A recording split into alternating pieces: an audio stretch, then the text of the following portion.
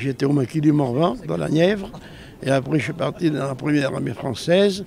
Je me suis engagé volontaire pour la durée de la guerre. Je me suis engagé en novembre 1942. J'ai fait la campagne de Tunisie au 4e pays à cheval. Après, je suis passé à la colonne Leclerc. Et puis ça a été la 2e DB, cette colonne Leclerc, par la suite. Alors j'ai fait le débarquement en Normandie, j'ai fait la libération de Paris et la libération de Strasbourg. Je tenais avec ma sœur, j'étais pas seule, un petit café et son mari voulait partir en Espagne parce qu'ils allaient occuper la zone libre.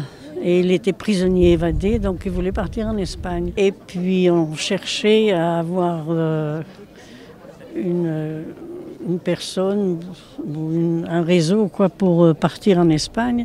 Et c'est une dame qui m'avait donné le nom du général Lazare et son adresse à Roya. Donc avec mon beau-frère, on y est allé et il a dit « je viendrai vous voir ». Et il est venu nous voir donc en demandant si dans la cuisine le soir on pouvait faire des réunions parce qu'il y en avait plusieurs qui voulaient partir, surtout des aviateurs. Alors on faisait les réunions chez nous, il fallait des faux papiers.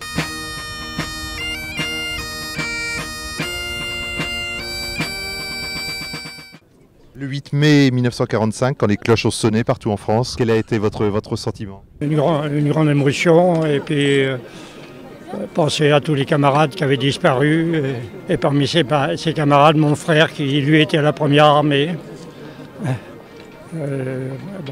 Et la fierté d'avoir participé quand même à la libération de la France. On était tous heureux ce jour-là. D'abord les Allemands sont partis tout doucement, il n'y a rien eu. Hein. Il n'y a pas eu de bagarre.